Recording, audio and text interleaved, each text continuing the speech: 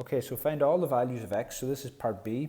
Sorry, now my printer is running out of ink here. So for some reason it printed all the little boxes, but it didn't actually print the writing, which is interesting. Find all the values of x for which sin 3x equals root 3 over 2, and you're working in degrees. Now, so as we said in in an earlier video like this, the first thing you do is you find the reference angle.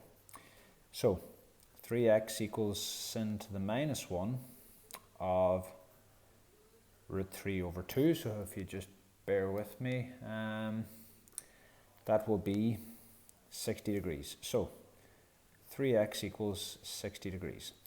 Now, if you remember from the earlier video or your classwork, Alfie stole the chickens. So sin is positive in the first and second quadrant. So we find our reference angle now then. So it's 60 degrees. So that's possibly 60 degrees with the x-axis and 60 degrees with the x-axis. So either my first angle is 60 degrees or it will be 120 degrees. Because if there's 60 degrees between the x-axis and the line, then that means that that angle is 120.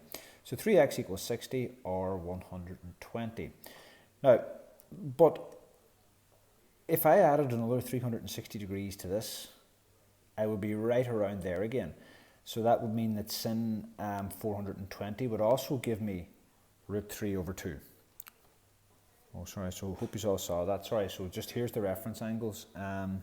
So 60 degrees. So sin is positive in Q1 and Q2. So 60 degrees is the reference angle that we found in the first part. Or it could be 120 degrees.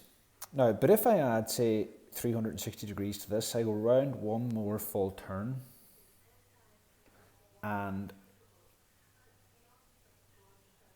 it takes me then back to this value, which will give me another root 3 over 2. Sorry, just the notification came up on the phone there. So there may be more than one answer. So what I'm just going to do is I'm going to keep adding 360 on. So through 60, so add 360 onto that. It could be 420 or it could be, say, 780. Now, it's a 3, it's kind of a good 1, 2, 3. It's a rough estimate that should do. Or it could be, say, 120. Add 360 onto that, gives you 480. Add 360 onto that, gives you 840. Now that's really all we need to do. So that means that x, so divide all those numbers by 3, x could be 20, x could be 140, x could be 260. Don't know why I did that comma there. So 260.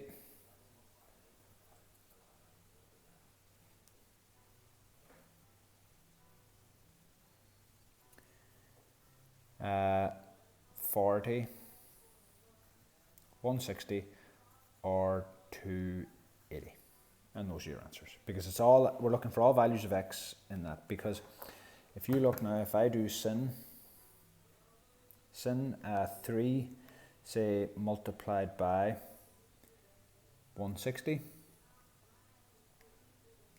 I get out root 3 over 2.